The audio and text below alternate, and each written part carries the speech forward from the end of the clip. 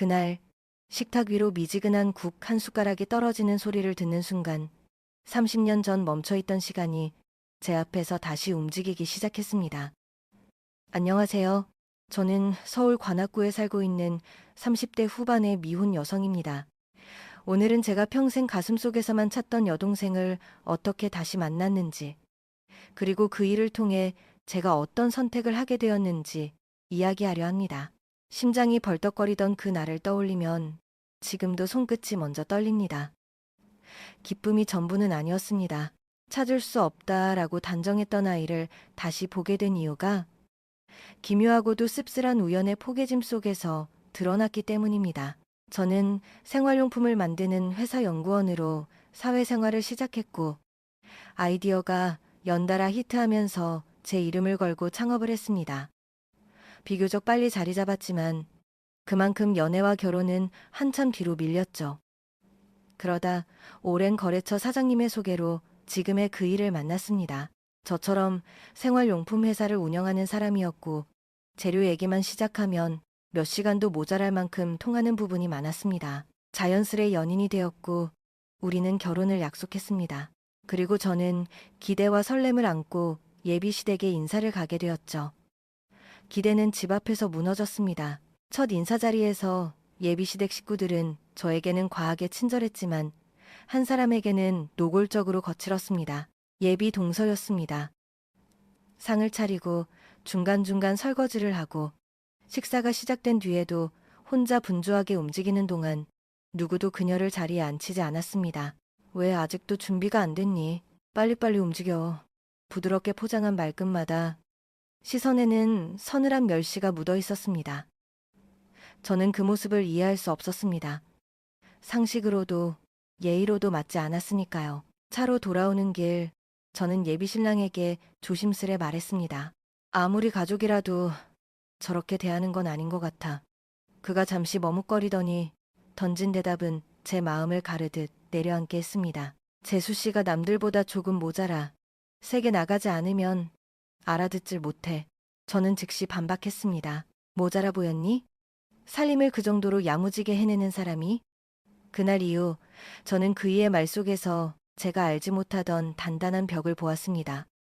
사람을 대하는 태도는 언젠가 자신에게도 돌아오기 마련이니까요.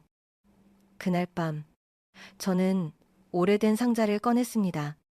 8살 겨울 손을 잡고 골목 붕어빵술에 앞을 서성이던 동생의 기억이 들어있던 상자였습니다.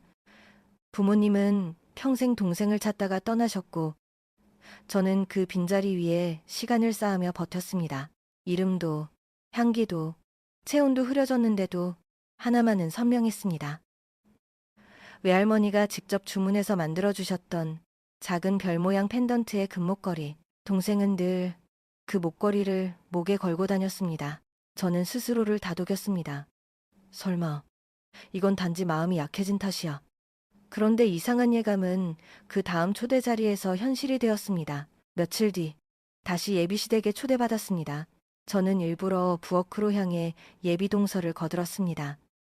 손놀림은 빠르고 조용했고 부탁하지 않아도 다음 일을 짚어 움직이는 사람이었습니다. 앞치마 끈을 매주다가 저는 그만 숨을 들이마셨습니다. 그녀의 목에서 낯익은 금빛이 번졌습니다. 작은 별 모양 펜던트. 오래전에 잃어버린 아이가 늘 달고 다니던 그 모양, 그 크기, 그 무늬였습니다. 순간 제 머릿속에서 30년치 겨울이 한꺼번에 녹아내렸습니다. 아니야, 우연일 수 있어. 같은 디자인일 수도 있고 합리화를 찾아 헤맸지만 심장은 이미 대답을 알고 있었습니다. 저는 조용히 물었습니다. 그 목걸이 어디서 난 거야? 그녀가 잠깐 놀란 눈으로 저를 보았습니다. 어릴 때부터 늘 하고 있던 거예요. 왜요, 이거? 예쁘죠? 제 목 안쪽이 바짝 말랐습니다. 저는 그 자리에서 아무것도 확인할 수 없었습니다. 다만 분명해진 건 하나였습니다. 진실은 가까이에 있고 저는 이제 외면하지 않을 거라는 것. 그리고 누군가의 잔인한 일상 속에서 제 시간도 다시 움직이고 있다는 사실이었습니다. 목걸이를 본 순간부터 제 심장은 제 의지와 무관하게 빨라졌습니다. 당장이라도 붙잡고 혹시 너 민정이니? 라고 묻고 싶었지만 저는 조심스럽게 숨을 눌렀습니다. 섣부른 확신은 또 다른 상처가 될 수 있었으니까요. 저는 헝클어진 감정을 다독이며 물을 한 잔 건넸습니다. 뜨거운데 조심해. 손 대이면 안 돼. 그녀가 놀란 눈으로 저를 보더니 짧게 고개를 끄덕였습니다. 그 눈길이 오래전에 사라진 어떤 겨울 아침의 기억과 겹쳐 보였습니다. 붕어빵을 반으로 쪼개 제 입에 먼저 넣어주고 제 손을 꼭 쥐던 아이. 그 아이가 번져와 제 귓속에서 속삭이는 듯 했습니다. 언니, 식탁에서는 또다시 바람이 거칠게 불고 있었습니다. 예비 시모의 말끝은 늘 바쁘게 서둘렀고 예비 시동생의 농담은 농담이 아닌 서늘함을 끼고 있었습니다. 아직 멀었니? 빨리 좀. 그 사이사이. 그녀는 밥숟가락 한 번 제대로 들지 못했습니다. 저는 자리를 비집고 들어가 그릇을 옮기고 국자를 잡았습니다. 그러자 예비 시모가 가볍게 웃으며 말했습니다. 아이고, 손님 오셨는데 뭘 그렇게. 웃음의 표정과 달리 시선은 그녀만 비껴갔습니다. 제가 대답 대신 국을 데워 올려놓자 그녀가 아주 작은 목소리로 감사합니다 라고 했습니다. 그 순간 저는 깨달았습니다. 이 집에서는 당연함이 늘 한 사람의 몸에서만 나가고 들어온다는 것을요. 식사가 끝나고 설거지를 거들며 저는 조심스레 화제를 돌렸습니다. 어릴 때 좋아하던 간식 있어? 겨울이면 생각나는 그런 거. 그녀는 잠깐 멈칫하더니 수돗물을 잠갔습니다. 붕어빵이요. 겨울이면 언니가 손잡고 나가서 꼭 사줬어요. 이상하게 그 기억만은 또렷해요. 제 등줄기를 누군가 손바닥으로 쓸어내리는 것처럼 소름이 내려앉았습니다. 저는 애써 미간을 펴고 아무렇지 않은 척 그릇을 행주로 닦았습니다. 그래? 붕어빵 맛있지. 그 이상의 질문은 하지 않았습니다. 이름을, 주소를, 사소한 표식을 묻기엔 아직 이르다고 느꼈습니다. 대신 저는 그녀의 앞치마끈을 단단히 매주며 나지막하게 말했습니다. 손목 아프면 꼭 말해. 혼자 다 하면 오래 못 버텨. 집으로 돌아오는 차 안에서 예비 신랑은 오늘 우리 집 분위기 별일 없었지? 라고 물었습니다. 저는 정면만 보며 대답했습니다. 있었어. 누군가 밥을 먹지 못하는 일이. 그는 한숨을 쉬더니 전에도 그랬듯 말끝을 굳게 세웠습니다. 재수 씨가 남들보다 좀 느려. 그래도 가족이니까 우리가 챙기는 거지. 그 말의 결이 제게는 괜찮아. 그 정도는 이라는 면죄부로 들렸습니다. 저는 더는 설득하려 들지 않았습니다. 사람의 오랜 습관은 설득이 아니라 사건으로만 바뀌는 법이니까요. 대신 저는 머릿속으로 계획을 세우기 시작했습니다. 확인, 보호, 그리고 기록. 며칠 뒤 다시 연락이 왔습니다. 예비 시모가 차를 마시자며 부른 자리였습니다. 저는 들어서자마자 부엌으로 향했습니다. 그녀는 이미 앞치마를 메고 있었고 저를 보자 잠깐 환해졌다가 곧장 싱크대로 몸을 숨겼습니다. 그 작은 몸짓이 마치 죄책감처럼 느껴졌습니다. 저는 일부러 화제를 가볍게 올렸습니다. 요즘 과일 뭐가 맛있지? 그녀가 수줍게 웃으며 대답했습니다. 복숭아는 잘 안 먹어요. 알레르기가 있어서요. 제 손에 들린 칼이 잠시 공중에서 멈췄습니다. 목걸이, 붕어빵, 그리고 복숭아, 흩어져 있던 점들이 서서히 선으로 이어지려 하고 있었습니다. 그날 저녁, 저는 오랜 서랍을 뒤져 작은 봉투를 꺼냈습니다. 유전자 등록증, 부모님이 생전에 실종자 가족 지원센터에 남겨둔 기록의 사본이었습니다. 저는 휴대전화 메모장에 확인이라는 단어를 적었습니다. 그리고 그 아래줄에 증거라고 적고 다시 안전이라고 덧붙였습니다. 아직은 말할 때가 아닙니다. 저는 그 사실을 너무 잘 알고 있었습니다. 진실이 가장 큰 힘이 되려면 처음부터 끝까지 단단해야 한다는 것을요. 다음 날, 저는 그 집의 초인종을 다시 눌렀습니다. 오늘은 무언가가 달라질 예감이 있었습니다. 그리고 그 예감은 식탁 위로 떨어진 미지근한 국 한 숟가락으로 현실이 되기 시작했습니다. 국솥에서 막 덜어낸 그릇이 식탁에 내려앉는 순간 예비시모가 표정을 굳혔습니다. 미지근하잖니. 다시 데워와. 말끝이 채 마르기도 전에 그 국이 동서에 손등을 타고 흘렀습니다. 그녀가 괜찮아요 라고 웃어 보였지만 손등은 금세 벌개졌고 저는 본능적으로 냅킨을 집어 얼음컵에 적셔 올려주었습니다. 그 작은 동작 하나에도 예비시모의 눈썹이 들렸습니다. 손님이 왜? 저는 짧게 대답했습니다. 화상은 기다려주지 않아서요. 그때 예비 시동생이 툭 내뱉었습니다. 그냥 좀 서둘러. 늘 느려. 말은 가벼웠고 가벼운 말은 언제나 누군가의 어깨를 무겁게 합니다. 동서는 밥숟가락을 한 번도 들지 못한 채 또다시 부엌으로 걸어갔습니다. 식사가 끝나갈 즈음 저는 일부러 자발적으로 설거지대를 정리했습니다. 누군가는 그곳에 서 있어야 했고 그 누군가가 언제나 한 사람만 되는 게 싫었습니다. 그때 동서의 목에 걸린 작은 별 모양이 형광등 아래서 반짝였습니다. 새삼스럽게 보려 한 것도 아닌데 제 눈은 그 모양과 크기, 오래된 홈의 질감을 저도 모르게 확인하고 있었습니다. 저는 조심스럽게 말을 꺼냈습니다. 복숭아 좋아해? 그녀가 고개를 저었습니다. 알레르기가 있어서요. 목걸이, 붕어빵, 복숭아. 제 머릿속 메모장에 찍어둔 3개의 단어가 더 이상 흩어진 점으로 머물 수 없게 되었습니다. 하지만 저는 서두르지 않기로 했습니다. 진실은 급히 잡아당긴다고 빨라지지 않습니다. 오히려 풀려버리기 쉽죠. 거실로 돌아오자 예비신랑이 제 표정을 훔쳐보듯 물었습니다. 괜찮지? 저는 짧게 웃었습니다. 다만 누군가 계속 밥을 못 먹는 건 불편해. 그는 호흡을 고르고 익숙한 설명을 내놨습니다. 재수 씨가 남들보다 조금 느려. 잘 알아. 그러면 금방 해. 저는 반문하지 않았습니다. 대신 속으로 3단어를 다시 적었습니다. 확인, 보호, 기록. 그 순서를 바꾸지 않기로 했습니다. 곧바로 행동으로 옮겼습니다. 집을 나서기 전 저는 동서의 앞치마 끈을 다시 매주며 아주 낮은 목소리로 말했습니다. 혹시 번호 좀 줄래요? 다음에 반찬 나눠 먹고 싶어서. 그녀는 잠깐 놀란 듯 했지만 곧 메모지에 번호를 적어 건넸습니다. 종이 아래로 별 모양 펜던트가 부딪혀 작은 소리를 냈습니다.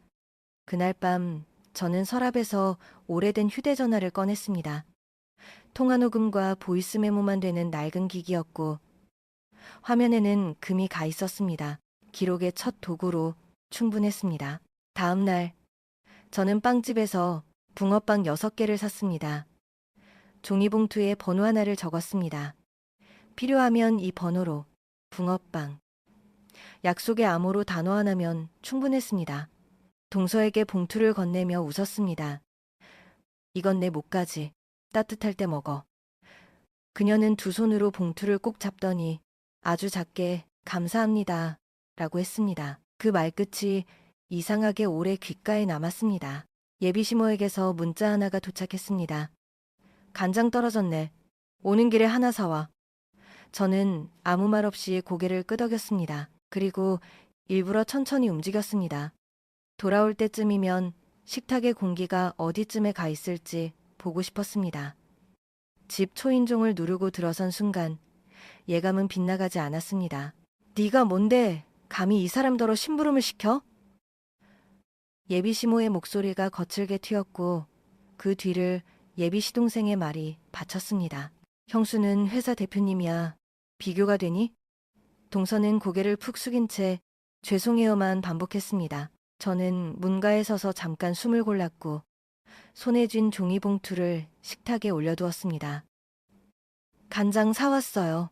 그리고 조용히 자리로 돌아가 휴대전화를 쥐었습니다. 녹음 버튼을 눌렀습니다. 누군가가 누군가를 사람 이하로 부르는 그 순간은 언젠가 꼭 필요해질 증거가 됩니다. 예비신랑은 제 눈치를 살피며 질끈 웃었습니다. 엄마가 좀 과했네. 이해해. 그 말은 제게 오늘도 넘겨라는 신호처럼 들렸습니다. 저는 고개를 끄덕이되 단 한 칸도 물러서지 않기로 했습니다. 확인은 거의 끝났고 이제 보호와 기록을 동시에 굴려야 했으니까요. 저는 식탁 위를 정리하며 동서에게 아주 작게 속삭였습니다. 손이 더 대면 얼음 먼저. 그리고 오늘 밤 문자 확인해. 그녀가 짧게 눈을 들었다가 이내 고개를 끄덕였습니다. 작은 끄덕임 하나가 때로는 구조 신호와 같습니다.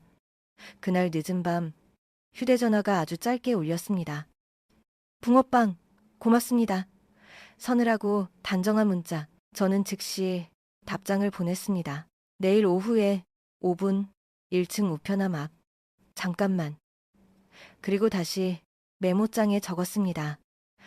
다음은 내 차례.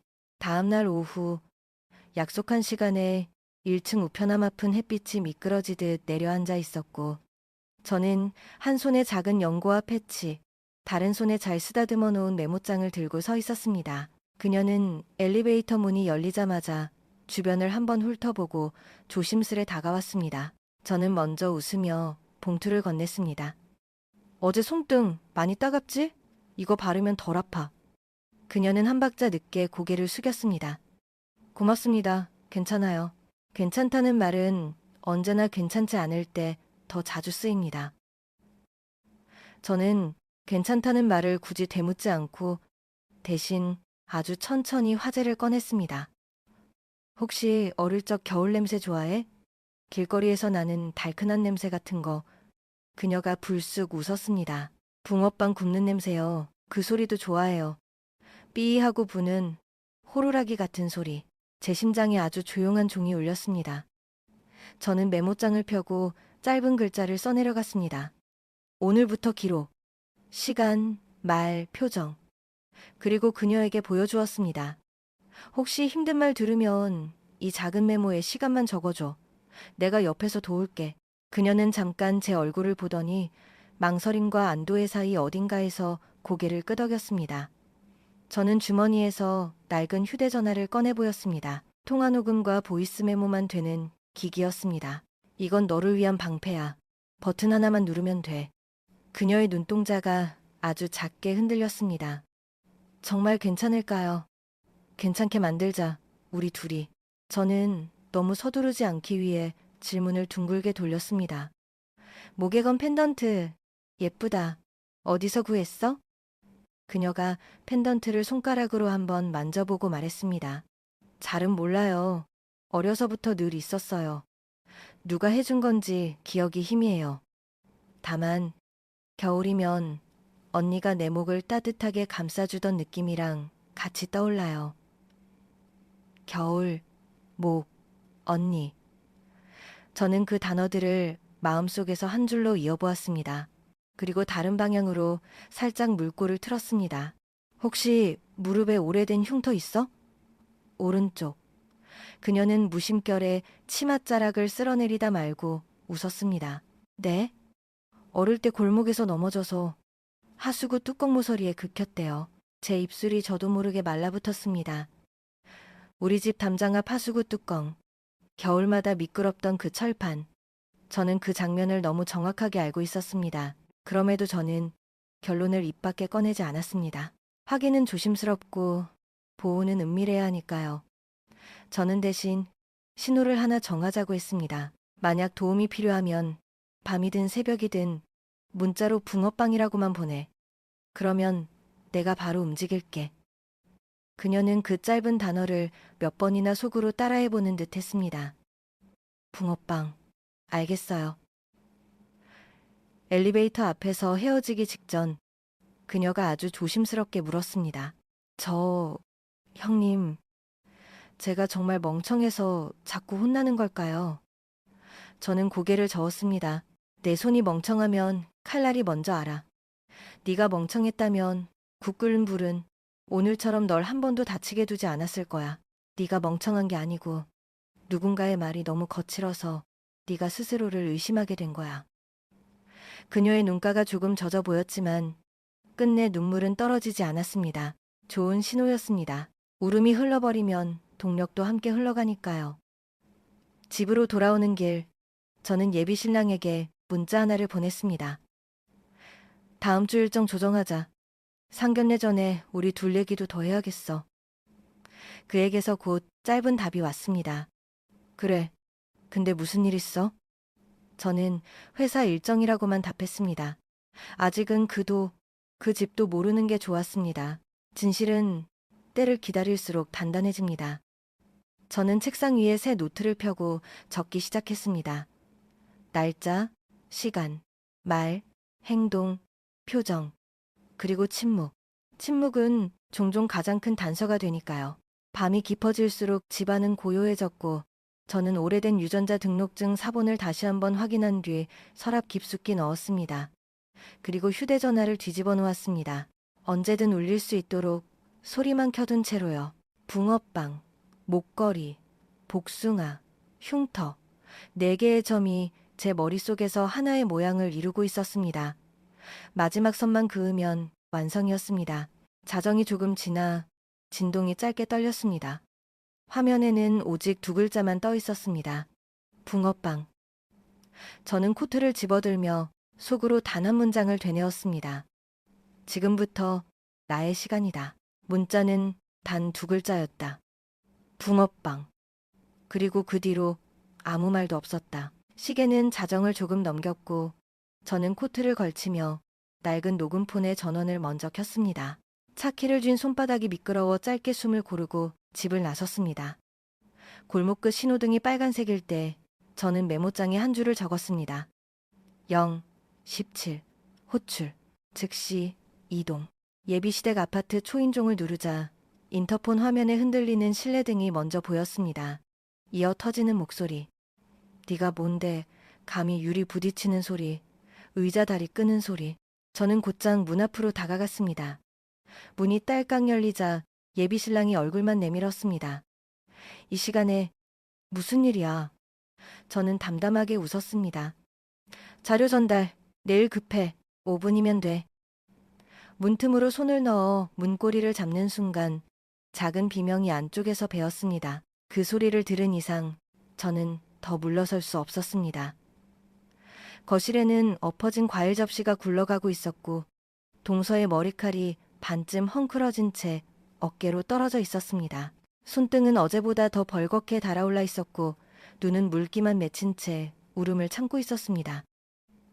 저는 인사를 생략하고 곧장 부엌으로 가 얼음을 수건에 싸서 가져왔습니다. 차갑다. 금방 나아질 거야. 수건을 건네자 예비시모가 눈살을 찌푸렸습니다. 손님이 왜 저런 걸. 저는 짧게 잘랐습니다. 화상은 기다려주지 않아요. 그리고 낡은 녹음폰을 코트 주머니 깊숙이 밀어넣은 채 주머니가 식탁을 향하도록 몸을 돌렸습니다. 빛이 닿지 않는 각도, 소리는 충분히 닿는 자리. 예비 시동생이 허수음을 섞어 말했습니다. 또 느려서 사고 친 거죠. 저러니까 혼나는 거고. 가벼운 말끝마다 공기가 거칠어졌습니다. 저는 시선을 낮춰 동서의 발목 쪽을 보았습니다. 미세한 멍자국, 서 있는 자세의 기울기. 앉아요. 3분만 숨 고르자. 제 말에 동서는 본능처럼 고개를 숙였고 그 사이 예비신랑이 제 쪽으로 다가와 낮게 속삭였습니다. 엄마가 좀 과했어. 오늘은 그냥. 저는 그 말을 끝까지 듣지 않았습니다. 오늘은 기록할 거야. 분위기를 바꾸기 위해 저는 일부러 가벼운 목소리를 냈습니다. 간장 샀는데 하나 더 있네. 편의점까지 잠깐 걸으면서 이야기해요. 바람 쐬면 금방 가라앉을 거야. 예비시모가 즉각 막아섰습니다. 지금 어딜? 저는 시계를 가리켰습니다. 로비 CCTV가 이 시간대도 다 찍혀요. 10분이면 됩니다. 제가 책임질게요. CCTV라는 단어가 공기를 잠깐 멈추게 했습니다. 예비신랑이 애써 웃으며 말했습니다. 그래, 바람만 쐬고 와. 허락인지 체념인지 모를 그 한마디 뒤에 저는 동서의 어깨를 가볍게 받쳤습니다. 엘리베이터가 내려오는 동안 우리는 아무 말도 하지 않았습니다. 문이 닫히자마자 동서가 아주 작은 목소리로 물었습니다. 제가 잘못한 걸까요? 저는 고개를 저었습니다. 잘못은 네가 아니라 말의 결에 있어. 네가 멍청했다면 칼이 먼저 알아채. 오늘도 너는 다치지 않으려고 최선을 했고 그건 정확했어. 1층에 도착해 편의점 쪽으로 몇 걸음 옮기며 저는 준비해온 작은 상자를 건넸습니다. 연고, 패치, 그리고 유심히 꽂힌 작은 폴더폰. 이건 너를 위한 방패야. 녹음 버튼, 통화 버튼 2개만 기억해. 급하면 암호로 보내. 그 단어 기억하지? 그녀가 아주 조용히 입모양만 만들었습니다. 붕어빵. 벤치에 앉아 얼음을 다시 감싸주며 저는 다음 문장을 낮게 전했습니다. 오늘부터는 네가 증인이야. 너의 하루를 시간 순서로 적어. 들은 말, 시킨 일, 돈 얘기. 통장 사진은 내가 내일 방법 알려줄게. 그녀가 고개를 끄덕였습니다. 무릎 위에 올려둔 손이 작게 떨렸지만 눈물은 여전히 떨어지지 않았습니다. 버티는 힘이 있다는 뜻이었습니다. 돌아오는 길. 저는 일부러 속도를 늦췄습니다. 로비 시계를 지나칠 때 휴대전화로 시간을 한 번 더 찍었고 엘리베이터 안에 층 표시도 사진으로 남겼습니다. 문 앞에 서자 예비시모가 문턱에 팔을 괴고 있었습니다. 다 했니? 저는 미소만 보였습니다. 네, 바람 쐬고 왔어요. 그리고 식탁 옆 의자에 코트를 걸며 주머니 속 녹음폰의 버튼을 살짝 눌러 녹음을 저장했습니다. 파일명이 화면에 떴습니다. 2025 1212 0518 WAB. 집으로 돌아오는 차 안. 저는 크게 라디오 볼륨을 올렸다가 곧 껐습니다. 침묵이 더 필요했습니다. 메모장에 적었습니다. 확인 완료. 다음, 보호 강화. 그때 예비 신랑에게서 문자가 왔습니다. 내일 잠깐 볼 수 있을까? 회사 얘기, 투자 관련해서. 저는 화면을 오래 바라보다가 답장을 2글자로 보냈습니다. 좋아. 시간. 함정은 상대가 먼저 만든 모양으로 더 단단해집니다. 다음 장치의 순서가 정해졌습니다. 다음 날 아침 예비 신랑의 회사 회의실에서 우리는 마주 앉았습니다. 그는 PPT를 띄우며 이번 라인은 반드시 뜬다고 말했습니다. 저는 웃으며 노트를 펼쳤습니다. 좋아. 그럼 기본 것부터 보자. 재고 회전 일수, 외상 매출 회수 기간, 주요 원재료 단가 변동, 그리고 지난 분기 현금 흐름표. 그는 잠깐 시선을 흔들더니 서류철을 내밀었습니다. 빠진 페이지가 눈에 띄었습니다.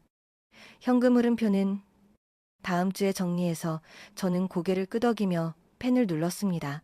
괜찮아. 그럼 오늘은 3가지만. 잇. 납품 처별 미수금 현황. 무리, 협력사 어음 만기 일정. 재고 실사 리스트. 그의 목을대가 미세하게 움직였습니다. 조금만 시간. 저는 말끝을 부드럽게 덮었습니다. 투자는 숫자로 말해. 그리고 조건은 간단해. 자금 집행은 공동결제, 대금 결제는 투명 계좌, 인사권 분리는 필수. 서류 넘기는 그의 손끝이 굳어졌습니다. 말로는 가족이라 했지만 돈의 흐름 앞에서 그는 가족을 수단으로 여기고 있음을 스스로 드러냈습니다. 그 표정을 저는 조용히 기록했습니다. 9:40. 조건 제시 거부 반응. 점심 무렵 동서에게서 짧은 메시지가 왔습니다. 계좌 사진 보냈어요. 전날 알려준 대로 월급이 들어오자마자 예비시모 계좌로 이체됐네요. 용처불명 출금 생활비라는 이름으로 빠져나간 금액이 날짜별로 찍혀 있었습니다. 저는 답을 보냈습니다. 잘했어. 통장 사보는 봉투에 휴대폰엔 비번 잠금, 카드 명세서도 사진으로, 그리고 한 줄을 더. 오늘 밤은 조용할까? 돌아온 답은 짧았습니다. 모르겠어요. 모르겠다는 말은 곧 아닐 것 같다는 예감이기도 했습니다. 오후에는 제 쪽에서 준비한 컨설팅 팀이 예비 신랑 회사 창고 실사를 진행했습니다. 바코드와 수불표가 들쑥날쑥했고 일부 품목은 실제 재고와 장부가 맞지 않았습니다. 이건 다음 달에 들어와요 라는 말로 메워진 빈칸들이 많았습니다. 저는 사진을 찍고 서명란 옆에 날짜를 적었습니다. 15, 10, 재고 괴리 사진 확보. 옆에서 예비 신랑이 애써 농담을 던졌습니다. 사업이란 게 원래 좀 거칠지. 저는 웃으며 고개를 끄덕였습니다. 맞아. 그래서 더 숫자가 필요해. 해가 기울 무렵 동서에게서 음성 파일이 연달아 도착했습니다. 허드레 씨를 봉사라고 부르며 강요하는 목소리, 빨리빨리를 반복하는 날, 선말투, 그리고 집에 돈 들여보냈지? 라는 추궁. 저는 노트를 펼쳐 타임라인을 그렸습니다. 발화지시, 복종, 모욕, 침묵. 침묵의 길이가 길수록 상처는 깊어진다는 걸 저는 알고 있었습니다. 이어서 동서에게 전화를 걸었습니다. 괜찮아? 괜찮아요. 또 괜찮다. 저는 말을 바꿨습니다. 내일 병원 먼저 가자. 화상연고 처방전과 함께 몇 가지 검사가 필요해. 그리고 상담센터도 들러. 너 혼자가 아니라는 걸 먼저 확인해야 하니까. 그녀가 아주 잠깐 숨을 고르고 말했습니다. 네, 저녁. 예비 신랑이 다시 연락을 해왔습니다. 투자 이야기 언제쯤 결론 내려? 저는 조건을 다시 정리해 보냈습니다. 공동결제, 사용처 증빙, 재무제표, 외부감사, 인사권 분리, 상환 우선순위 설정. 답은 곧장 왔습니다. 그렇게까지 해야 해? 저는 마지막 문장을 덧붙였습니다. 가족이라면 더 해야 해. 잠시 후 말이 멈췄습니다. 침묵은 대답보다 많은 걸 말해줍니다. 밤 10시 무렵 동서에게서 사진 하나가 왔습니다. 싱크대 위에 놓인 복숭아. 그리고 한 줄. 오늘은 먹지 말라 하셨어요. 저는 안도의 숨을 쉬면서도 그 과일이 내일은 누군가의 핑계가 될 수도 있겠다고 생각했습니다. 그래서 하나를 더 준비했습니다. 내일 작은 USB를 줄게. 오늘까지 모은 자료를 백업해둬.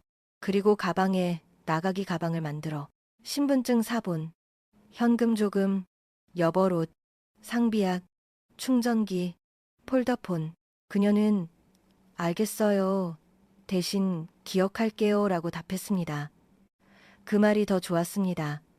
기억은 곧 선택이고 선택은 곧 방향이니까요. 자정이 가까워졌을 때 예비 신랑에게서 마지막 문자가 도착했습니다. 내일 어머니가 초대했어. 다 같이 저녁 먹자고. 우리 좋은 분위기에서 다시 얘기하자. 저는 좋아라고만 답했습니다. 내일은 장부를 덮는 날이 아니라 펼치는 날이 될 것이니까요. 그리고 제 노트의 첫 페이지를 다시 펼쳐 크게 적었습니다. 확인 보호 기록 게시. 내일 나는 말할 것이다. 초대받은 저녁은 함정이자 무대였다. 저는 작은 과일 바구니와 봉투 하나, 그리고 낡은 녹음폰을 들고 현관을 들어섰습니다. 자리 배치는 이미 끝나 있었고 동서는 식탁 가장자리, 부엌과 거실 사이 경계선에 앉아 있었습니다. 저는 일부러 그녀 옆자리를 청했습니다. 손이 닿으면 바로 잡아당길 수 있는 거리, 시선이 스치면 신호를 주고받을 수 있는 각도, 코트 주머니의 녹음폰은 마이크가 식탁을 향하도록 살짝 기울였습니다. 예비시모는 시작부터 공기를 세게 끌었습니다. 손님 앞인데 오늘은 실수 없도록 해. 말끝에 웃음이 붙었지만 그 웃음은 칼날처럼 얇았습니다. 동서는 잔을 채우고 접시를 옮기고 식탁보에 주름을 펴느라 다시 한번 숟가락을 들지 못했습니다. 저는 일부러 물컵을 들어 그녀의 손목을 흘끗 보았습니다. 어제보다 붉은기가 옅어졌습니다. 응급처치가 잘 먹혔다는 뜻이었습니다. 국이 올라오고 생선이 올라오고 마지막으로 과일 접시가 도마 위에 놓였습니다. 예비시모가 복숭아를 집어들며 말했습니다. 칼질은 네가 해. 손님 앞에서는 보기 좋게. 저는 그 순간 손등으로 동서의 팔을 가볍게 스쳤고 그녀는 제 눈을 잠깐 올려다보았습니다. 아니야. 라는 아주 작은 고개 끄덕임. 저는 웃으며 대신 칼을 집었습니다. 제가 할게요. 모양 내는 건 제가 좀 해서요. 예비시모가 눈꼬리를 올리며 막았습니다. 시킨 대로 하라니까. 어디서 버릇을. 그때 저는 칼끝을 접시 위에 내려놓고 차분히 말했습니다. 복숭아는 제가 하죠. 동서는 알레르기가 있어서요. 식탁 위 공기가 한순간 멎었습니다. 예비시모가 눈을 가늘게 뜨고 낮게 물었습니다. 네가 그걸 어떻게 알아? 저는 쟁반 옆에 놓아둔 작은 봉투를 꺼냈습니다. 진료 확인서라고 적힌 병원 표지가 보이도록 뒤집어 놓았습니다. 알아야 할 것들을 조금씩 확인 중이라서요. 예비 시동생이 허수음을 섞었습니다. 별걸 다 확인하시네. 저는 그의 시선을 피하지 않았습니다. 별것이 아니라 기본입니다. 사람을 앉혀서 밥을 먹이는 것, 아플 땐 쉬게 하는 것, 돈을 주면 그 돈이 그 사람에게 남게 하는 것. 말과 동시에 두 번째 봉투를 꺼내 식탁 중앙에 놓았습니다. 날짜별 이체 내역과 통장 사본을 정리한 출력물. 예비 시모의 손끝이 미세하게 떨렸습니다. 예비 신랑이 서둘러 말을 가로질렀습니다. 오늘은 그냥 좋은 분위기로. 저는 그 말을 부드럽게 덮었습니다. 그래요. 좋은 분위기에서 이야기합시다. 그래서 원칙만 말할게요. 오늘 이후로 이 집에서 동서는 식구로 대우받습니다. 모든 심부름은 순번제로, 식사는 모두가 같은 시간에, 생활비 명목의 송금은 중단하고 이미 이체된 내역은 내일부터 정리합니다. 병원, 상담센터는 제가 동행할 거고요. 네가 뭔데 감히 우리 집 규칙을. 예비 시모의 목소리가 치솟았습니다. 저는 시선을 한번 내렸다가 다시 들며 또렷이 말했습니다. 감히가 아니라 당연이라서요. 그리고 아주 작게 덧붙였습니다. 무례와 폭력 사이에는 생각보다 얇은 선뿐이에요. 선을 넘지 않게 오늘 여기서 선을 그읍시다. 예비 시동생이 갑자기 젓가락을 탁 내려놓으며 동서를 노려보았습니다. 그렇게 챙김받고 싶으면 제대로 하든가. 그 순간 동서가 움찔했고 저는 반사적으로 그녀의 손등을 덮었습니다. 미세하게 떨리던 손이 제 손바닥에서 멈췄습니다. 저는 그녀를 보지 않고 말했습니다. 누군가의 삶을 당신들의 편의로 채점하지 마세요. 오늘부터는 기록이 당신들을 채점할 거예요. 코트 주머니 속 녹음폰의 빨간 점이 여전히 켜져 있었습니다. 예비 신랑이 한숨을 길게 내쉬었습니다. 그냥 투자 문제만 얘기하자. 가족 일은 우리가. 저는 고개를 저었습니다. 돈 얘기는 숫자로 끝낼 수 있지만 가족 얘기는 사람이 걸려 있어요. 그래서 숫자보다 먼저 해요. 그리고 마지막 봉투, USB를 꺼내 테이블 끝에 올렸습니다. 여기에 오늘까지의 타임라인이 들어있어요.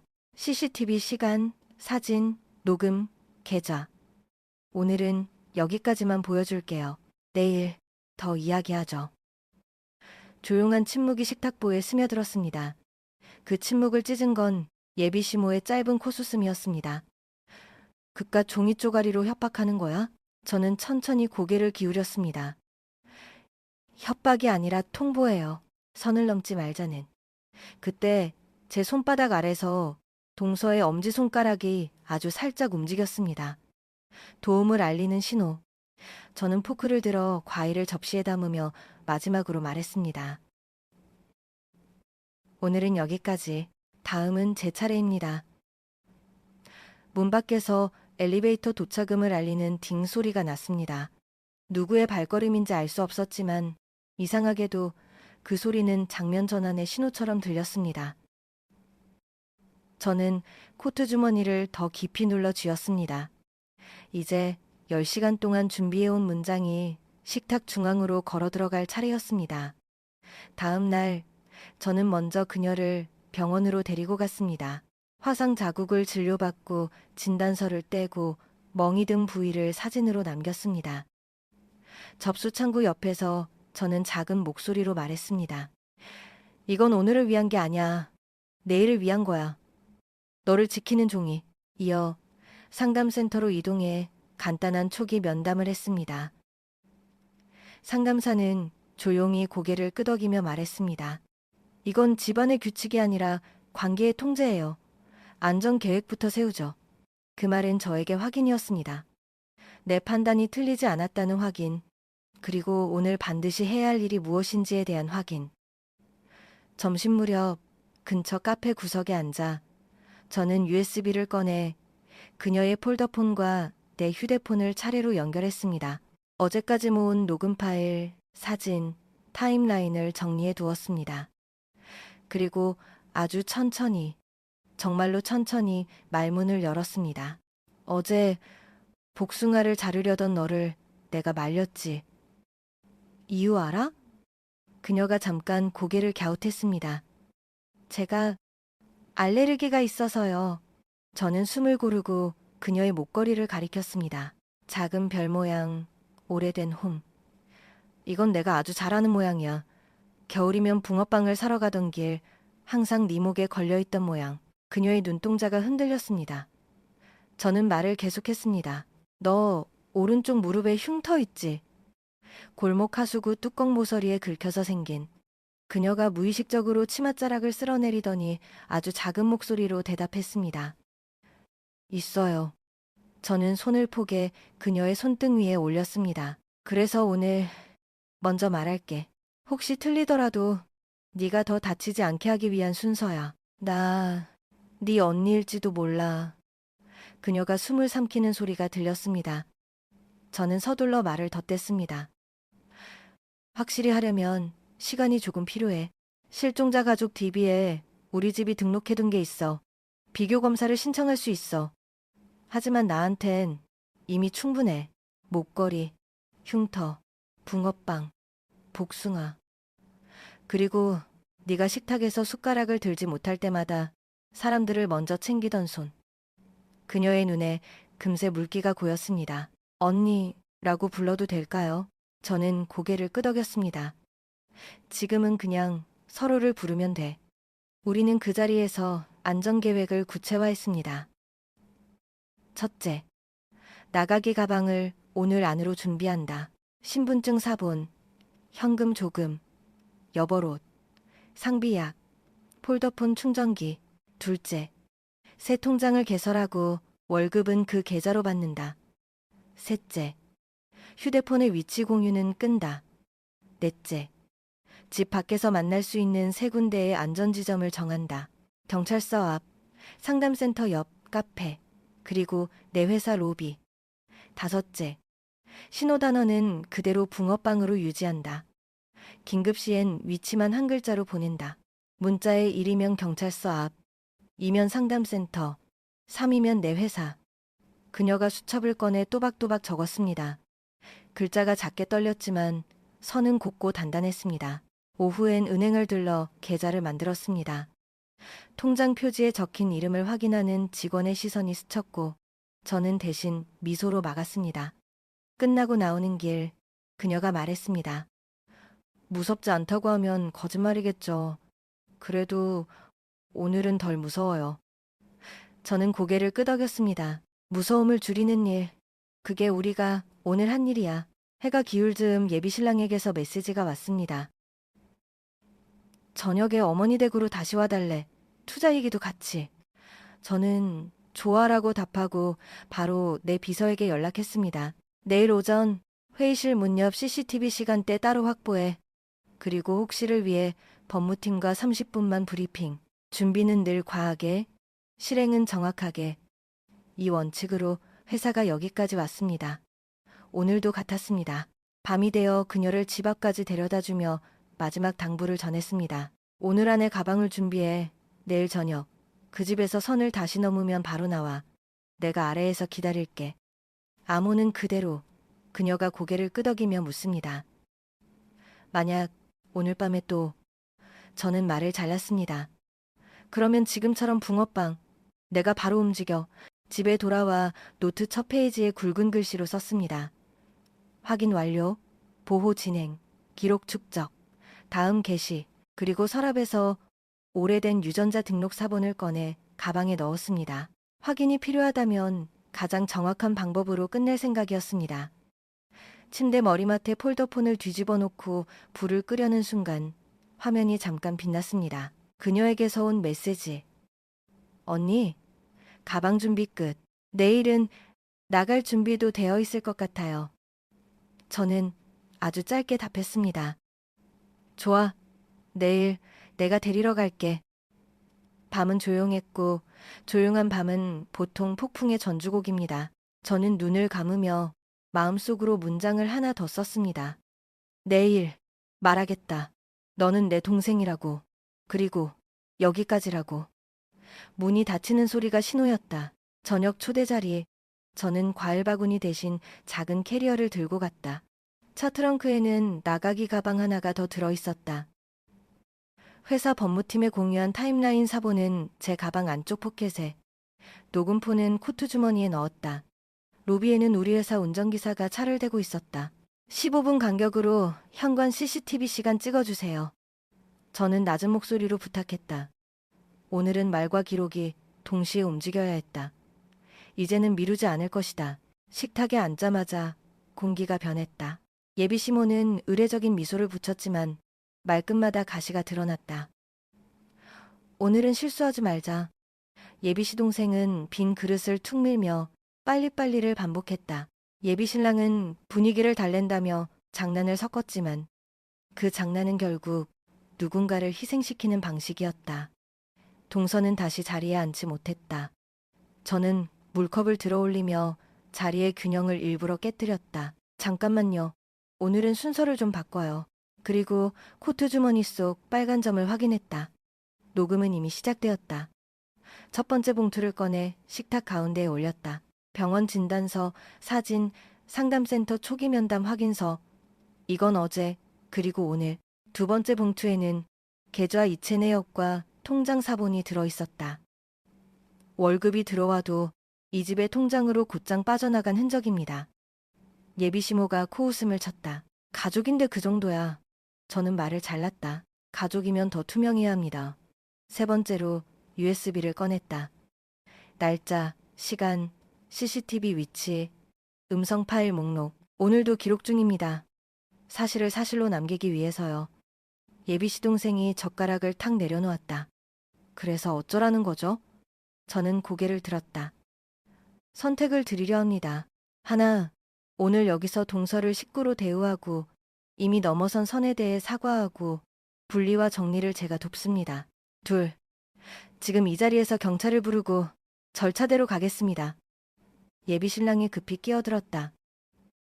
오늘은 투자 얘기부터. 저는 미소로 막았다. 투자 조건은 어제 드린 그대로예요. 공동결제, 증빙, 외부감사, 인사권 분리. 다만 그건 가족의 문제가 끝난 뒤에만 가능합니다. 그때 예비 시모가 과일 접시를 잡아당기며 동서를 불렀다. 자, 복숭아 깎아. 저는 과도를 집어들며 차분히 말했다. 복숭아는 제가 하겠습니다. 동서는 알레르기가 있어요. 정적이 흘렀다. 저는 천천히 칼을 내려놓고 네 번째 봉투를 꺼냈다. 작은 봉투 속에는 오래된 사본이 있었다. 그리고 이건 제 이야기입니다. 30년 전 실종자 가족 DB 등록 사본. 다음 주에 유전자 비교 일정이 잡혀 있습니다. 예비 시모의 눈동자가 흔들렸다. 예비 신랑은 설마라는 얼굴로 저를 보았다. 저는 동서를 바라보았다. 네가 원하면 오늘이 아니라 내일 말해도 돼. 하지만 나는 지금 말하겠다. 나는 네 언니일지도 모른다. 동서의 입술이 떨렸다. 숟가락 소리가 아주 작게 흔들렸다. 저는 결을 낮춰 이어갔다. 그러니 지금 여기서 그만하자. 네가 들었던 모든 모욕과 명령과 침묵을 오늘로 멈추자. 지금 나와. 예비 시동생이 벌떡 일어나 막아섰다. 어딜? 저는 코트 주머니를 살짝 눌렀다. 방금도 위협적인 태도 기록되었습니다. 이 이유는 법이 도울 겁니다. 그리고 동서를 향해 아주 작게 고개를 끄덕였다. 신호는 충분했다. 동서는 조용히 자리에서 일어나 제 쪽으로 걸어왔다. 그 발걸음은 작았지만 정확했다. 예비 시모가 팔을 뻗는 순간 저는 USB를 가볍게 흔들었다. 이것만으로도 충분합니다. 더는 그만. 예비 신랑이 제 앞을 가로막으며 낮게 속삭였다. 잠깐, 회사는, 투자는. 저는 단호히 말했다. 조건을 지키면 검토하고 지키지 못하면 끝입니다. 그리고 지금은 돈이 아니라 사람입니다.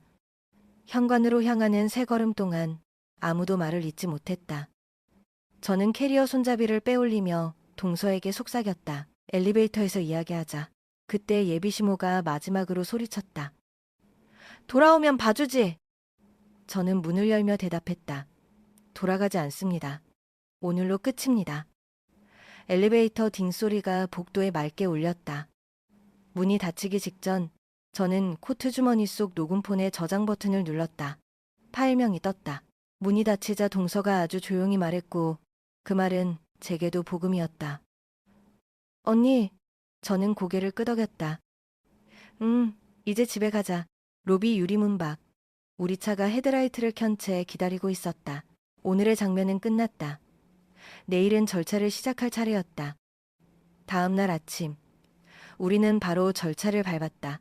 먼저 경찰에 들어가 전날의 녹음, 사진, 타임라인을 제출하고 상담사 소견과 병원 진단서를 첨부했다. 담당 경찰은 접근 금지와 임시보호를 먼저 신청하자고 조언했고 우리는 그대로 진행했다. 구청 여성안심 창구에서 임시숙소 지원 가능 여부를 확인한 뒤 변호사 사무실로 이동해 이혼 소장을 접수했다. 동서가 아니라 이제는 내 동생이라 부르는 그녀의 이름이 서류 위에 또렷이 올라앉는 것을 보며 나는 안에서 오래 묵은 돌덩이가 한 번에 굴러 떨어지는 것을 느꼈다. 오후엔 내 회사 회의실에서 마지막 정리를 했다. 법무팀이 자료 폴더를 점검했고 상담센터에서 보낸 안전계획서에 체크를 덧붙였다. 오늘 밤부터는 우리 집에서 지낼 거야. 네 방은 이미 준비돼 있어. 그녀가 조용히 웃었다. 이제는 그 집이 아니라 우리 집이네요. 그 말이 내 귀에 닿는 순간 나는 스스로도 모르게 어깨 힘이 풀렸다. 긴 터널을 통과하고 있다는 확신이 처음으로 생겼다.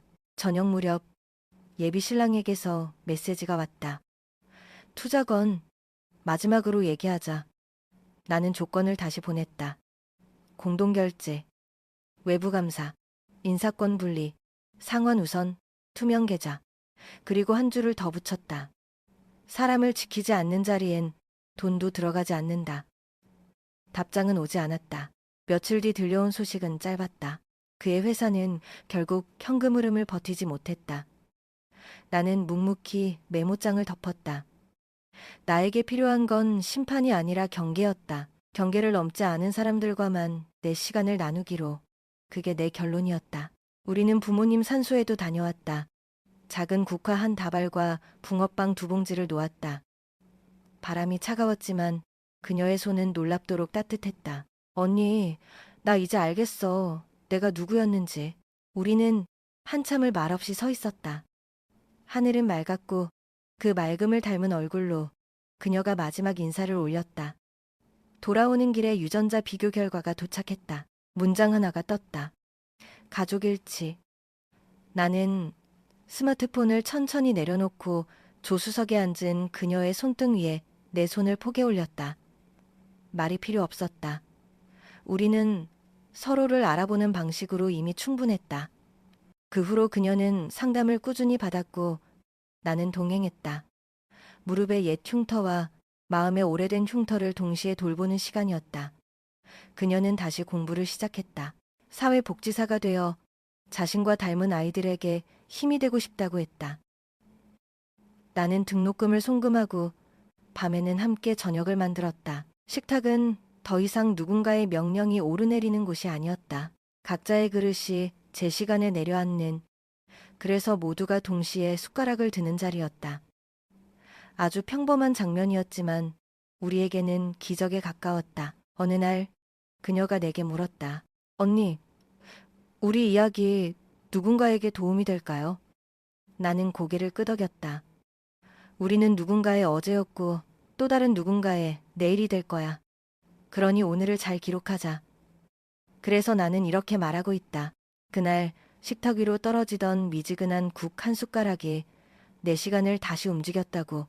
그리고 그 끝에서 나는 내 동생을 다시 만났다고. 들어주셔서 감사합니다. 이야기가 도움이 되셨다면 구독, 좋아요, 알림 설정 부탁드립니다. 다음에도 담담하지만 단단한 이야기로 찾아오겠습니다.